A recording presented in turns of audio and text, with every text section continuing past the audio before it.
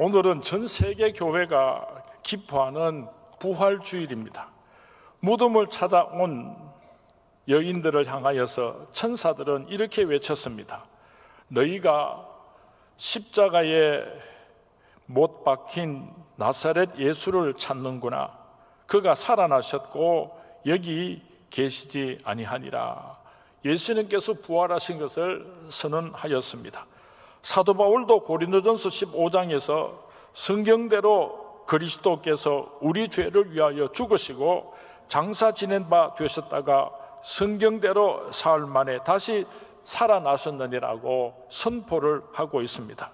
만일 그리스도께서 다시 살아나신 일이 없으면 너희의 믿음도 헛되고 너희가 여전히 죄 가운데 있을 것이요 또한 그리스도 안에서 잠자는 자도 망하였으리라. 예수께서 부활하셨다고 선언을 하고 계십니다. 이 얼마나 장엄하고 위대한 예수님의 부활에 대한 선언입니까? 예수님께서 부활하셨습니다. 그렇게 별로 놀라지도 않으시고 기뻐하지도 않으시는 것 같아요. 예수님 부활하셨습니다. 우리 곁에 계신 분들하고 우리 한번 부활을 같이 축복을 나누었으면 좋겠습니다. 예수님 부활하셨습니다. 예수님 승리하셨습니다. 예수님 다시 오십니다. 예수님의 부활이 왜 이토록 중요한가 하면은 예수님께서 마귀와의 싸움에서 승리하신 사건이기 때문입니다. 예수님께서 선과 악의 싸움에서 선으로 악을 이기신 승리하신 사건이기 때문입니다. 예수님께서 진실로 거짓과 싸워서 진실이 이기신 싸움이었기 때문입니다. 사랑과 미움의 전쟁에서 예수님께서 사랑으로 미움을 승리하신 사건이기 때문입니다. 생명이 사망을 이긴 승리의 사건이기 때문입니다. 무엇보다도 예수님의 부활의 사건이 중요한 이유는 예수님께서 부활하신 그 사건이 바로 나의 부활을 의미하기 때문입니다. 예수님의 부활은 혼자만의 부활이 아니라 우리 모두의 부활을 의미하기 때문에 예수님의 부활은 이토록 소중하고 이토록 우리에게 귀한 것입니다. 예수님의 부활은 이중적인 의미가 있습니다. 첫 번째로는 우리가 잘 아는 대로 내세적인 육체적인 부활입니다. 예수님께서 부활하신 것은 곧 내가 장차 죽음에서 부활하여 영생을 얻게 되는 것을 의미합니다. 그리고 두 번째 부활의 의미가 있는데 그것은 바로 현세적인 부활입니다. 현재적인 부활입니다. 지금 우리가 이 세상에 살아가는 동안에 얼마나 많은 고통들이 있습니까? 얼마나 많은 억눌림이 있습니까? 이 모든 것들로부터 자유함을 얻고 해방이 되는 현세적인 축복이 예수님의 부활 사건 속에는 담겨져 있는 것입니다. 천국에서 부활하실 뿐만 아니라 이 땅에서도 부활의 축복을 누리시는 우리 서문의 모든 성도님들이 되시기를 주님의 이름으로 축원을 드립니다. 예수님께서 이 땅에 계실 때에 가는 곳마다 복음을 전하셨습니다. 가는 곳마다 수많은 환자들을 고쳐주셨습니다. 수많은 기적과 이사들을 행하셨습니다. 예수님께서 12해 동안 혈류병으로 죽지 못해 사는 불쌍한 여인의 옷자락에 손만 대었어도 그 병이 깨끗이 고침을 받았습니다. 죽은 나사로를 향하여서 살아나라고 하니까 죽은 사람이 살아났습니다. 성난 파도를 향하여서 잠잠하라 하니까 그 파도가 조용해졌습니다. 물고기 2마리와 보리떡 5덩어리로 5,000명을 먹이고도 12강주리가 남았습니다. 그래서 예수님께서 가시는 곳에는 수많은 사람들이 인산인해를 이루게 되었던 것입니다. 어느 날 수많은 무리들이 예수님을 따라오고 있을 때에 예수님께서 왜 내가 사람의 몸을 입고 이 땅으로 찾아왔는가 진짜 이유를 말씀하기 시작했습니다. 영생에 대해서 말씀을 하셨습니다. 그리고 내가 십자가에 못 박혀 죽어야 될 것이라고 그렇게 말씀을 하시니까 수많은 무리들이 다 실망을 하고 떠나가 버리고 말았습니다. 그들은 메시아가 와서 이스라엘 백성들을 구원해 줄 줄로 기대하고 있었는데 예수님께서 죽으셔야지 된다고 말씀하시니까 얼마나 실망을 했던지 그 수많은 무리들이 다 떠나가 버리고 말았던 것입니다. 예수님의 제자들조차도 베드로도 나는 죽으면 죽었지 예수님을 모른다고 부인하지 않겠다고 맹세했던 베드로조차도 3번씩이나 예수님을 모른다고 부인하고 맹세하고 저주하고 떠나가 버리고 말았습니다. 예수님께서는 쓸쓸하게 십자가 위에서 물과 피를 다 쏟으시고 죽으셨습니다. 예수님께서 십자가에 못 박혀 죽으시다 그 수많은 사람들의 민심은 순식간에 다 변하고 말았습니다. 비참하게 버려진 예수님의 시체를 예수님의 제자들조차도 다 도망을 가고 거두지 않으려고 하니까 누가 찾아와서 예수님의 장례를 드릴 수가 있었겠습니까? 바로 그때에 요셉이라고 하는 사람이 빌라도 총독을 찾아왔습니다. 나에게 예수의 시체를 주십시오. 빌라도가 묻습니다. 너는 왜 예수의 시체를 나에게 달라고 하느냐? 요셉이 대답을 합니다. 예수님께서 살아 계실 때는 수많은 사람들이 예수님을 서로 모셔가려고 다툼이 일어나지만은 이제는 예수님께서 십자가에 못 박혀 죽으셨으니까 누가 찾아오는 사람이 있겠습니까? 내가 예수님을 모시고 가서 장례를 드리겠습니다. 그는 정성껏 유대인의 장례 절차대로 향품과 함께 예수님의 시체를 세마포에 샀습니다. 자기 자신을 위해서 준비하여 두었던 그 무덤에다가 예수님을 모시고 장례를 지냈습니다. 그리고 사흘이 지났습니다. 무덤이 터지고 예수님께서 사망 곳에 깨뜨리시고 죽은 자 가운데서 부활하셨습니다. 죽은 후에 부활하는 인류 최초의 사건이 어디에서 일어났는가 하면은 아리마대 요셉의 무덤에서 일어났던 것입니다. 인류 역사상 가장 비극적인 날이 있었다고 한다면은 아담과 하와가 선악을 알게 하는 나무를 하나님의 말씀을 불순종하고 따먹은 날이었습니다. 인류 역사상 가장 영광스러운 날이 있다고 한다면은 예수님께서 죽은 자 가운데서 사흘 만에 부활하신 날입니다. 이 놀라운 부활의 사건이 어디에서 이루어졌는가 하면은 아리마대 요셉의 무덤에서 이루어졌습니다. 이 사건 속에서 우리는 매우 중요한 영적인 의미를 배울 수가 있습니다. 성경의 흐름을 보면은 예수님의 부활은 베드로의 안방에서 일어나든지 아니면은 마리아의 집에서 일어나야 함에도 불구하고 아리마대 요셉이라고 하는 사람의 무덤에서 일어났습니다. 그 이유가 무엇입니까? 아리마대 사람 요셉이 빌라도를 찾아가서 예수의 시체를 나에게 달라, 예수님의 시체를 모시고 자기를 위해서 준비해 두었던 그 무덤에 예수님을 장례식을 치루었더니 예수님께서 그 자리에서 부활하셨던 것입니다. 한번 물어보겠습니다. 만약에 예수님께서 다시 이 세상에 오셔가지고 십자가에 못 박혀 죽으셨습니다. 그럴 때에 빌라도 총독을 찾아가서 내가 예수님의 장례를 치르기를 원합니다. 예수님의 시체를 내게 주십시오. 그렇게 담대하게 찾아갈 사람 한번 아멘 하시기 바랍니다. 별로 아멘을 안 하시는 걸 보니까 한 번 더 물어봐야 되겠습니다. 예수님께서 다시 이 땅에 오셔가지고 온 인류를 구원하기 위해서 십자가에 못 박혀 죽었습니다. 그럴 때에 빌라도를 찾아가가지고 예수님의 시체를 나에게 주십시오. 그렇게 말할 수 있는 사람들만 아멘 하시기 바랍니다. 지금 아멘 하는 사람들은 옛날에 아리마대 요셉이 예수님의 시신을 모시고 가서 그곳에서 예수님께서 부활하신 사건을 다 알고 있으니까 내가 모시겠습니다.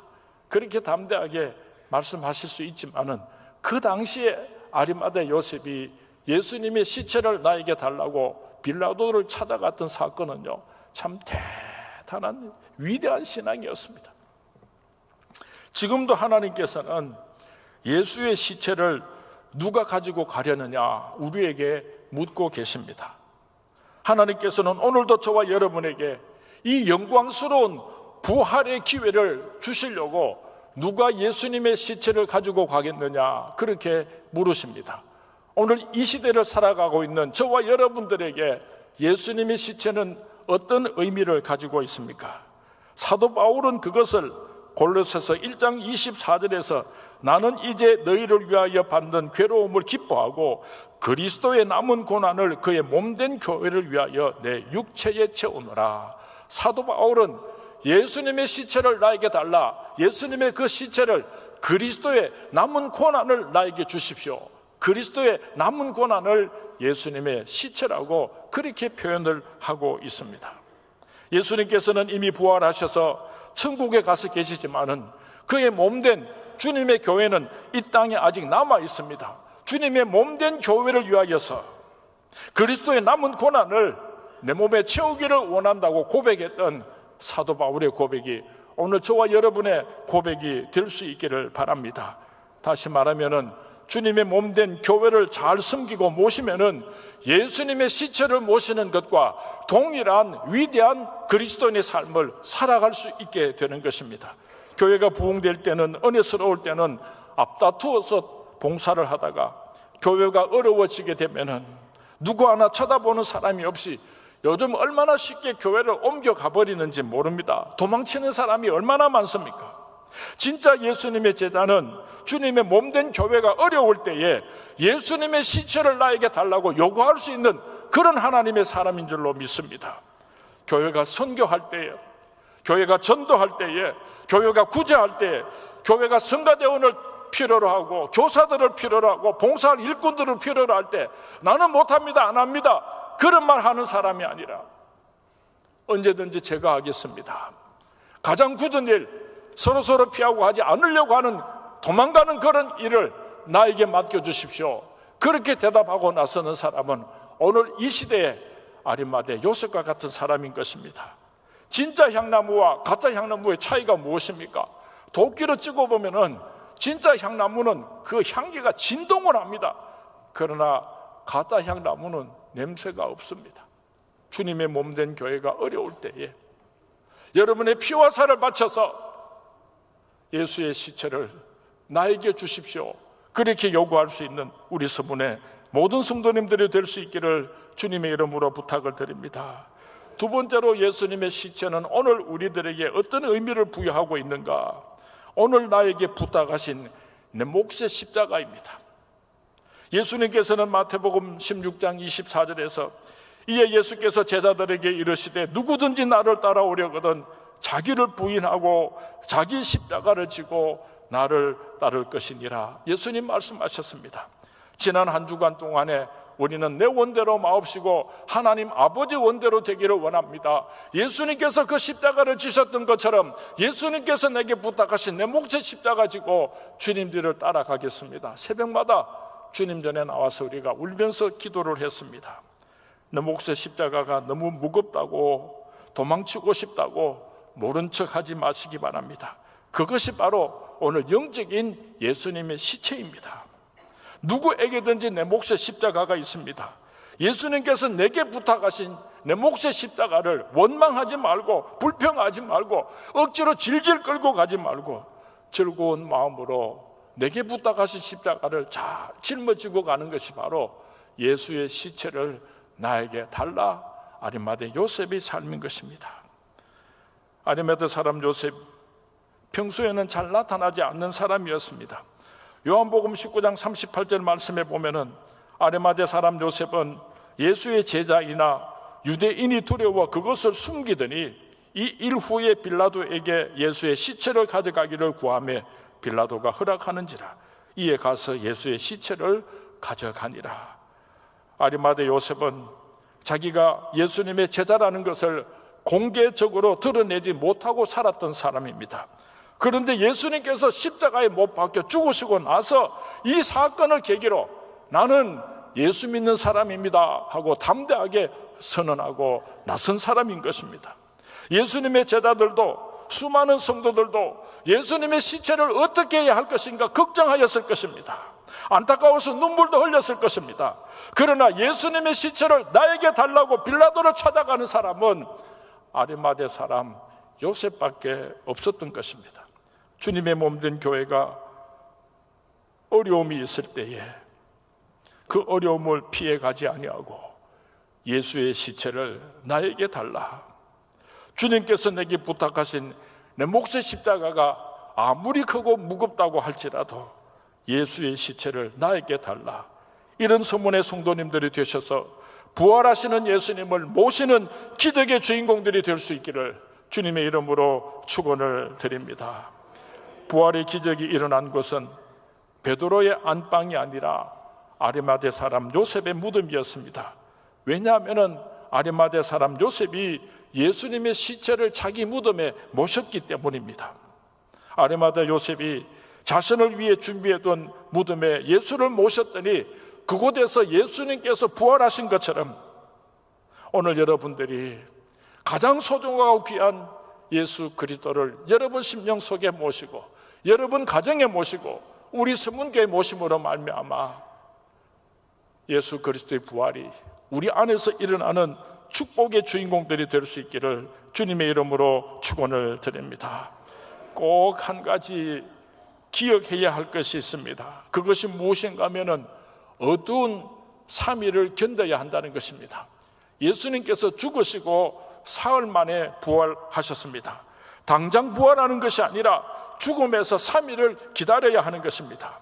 아리마대 요셉이 빌라도를 찾아가서 예수님의 시체를 나에게 달라, 예수님의 시체를 가지고 자기 무덤에 모셨을 때에 동네 사람들이 주위에서 수군거렸을 것입니다. 비웃었을 것입니다. 저 사람 미쳐서 죽으려고 환장을 해서